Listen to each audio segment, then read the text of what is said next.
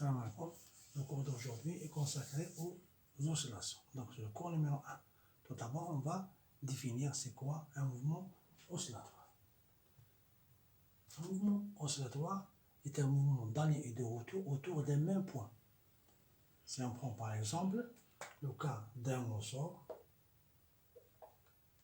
de longueur L, 0, si on lui attache une masse petit m, il va faire une élongation x 0.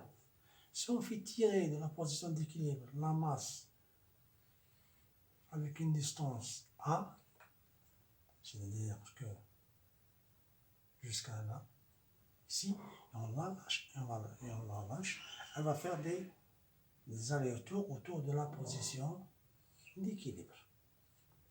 Ce mouvement d'aller et de retour est un mouvement, on dit que c'est un mouvement oscillatoire.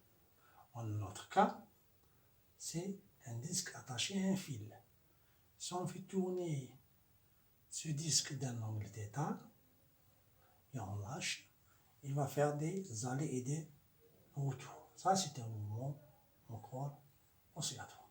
Tout ça, c'est des oscillations mécaniques. On a un exemple sur les oscillations électriques qui peuvent exister encore. On prend le cas d'un condensateur attaché à une bobine. Donc, la charge va passer du condensateur vers la bobine, puis vers la bobine, vers le condensateur. Tout ça, c'est des oscillations électriques. Très bien.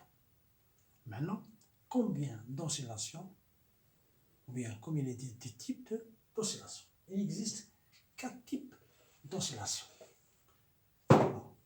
Premièrement, les oscillations libres non amorties. Dans ce cas-là, c'est comme si nous avions un ressort, la masse qui fait des allers et des retours, libre, donc aucune force n'est exercée sur la masse, donc elle fait tout seul des allers et des retours, donc c'est des oscillations libres.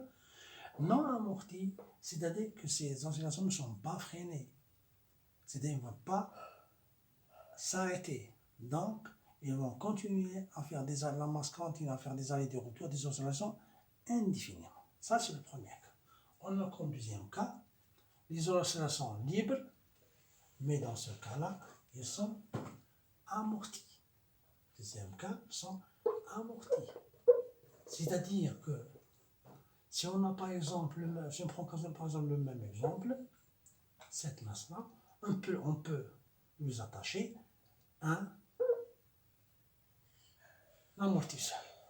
Cet amortisseur va faire en sorte que les oscillations vont s'arrêter. Donc, il va les faire arrêter, donc ils vont être amortis. Ça, c'est le deuxième type d'oscillation. On a comme troisième type d'oscillation, c'est les oscillations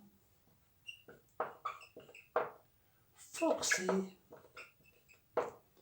non amorties.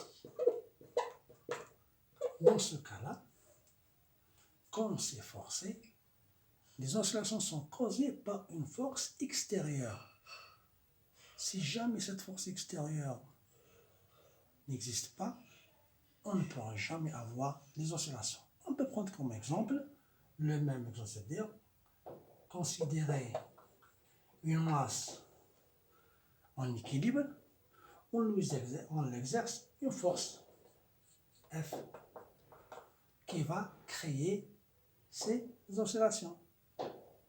Donc si la force disparaît, on n'aura plus des oscillations. Donc c'est des oscillations causées par la force, c'est pour ça qu'on dit que c'est des oscillations forcées. Non amorties parce que ces oscillations vont rester indéfiniment, il n'y a aucune cause qui va les arrêter. Le dernier cas, le dernier type d'oscillation, c'est les oscillations forcées amorties.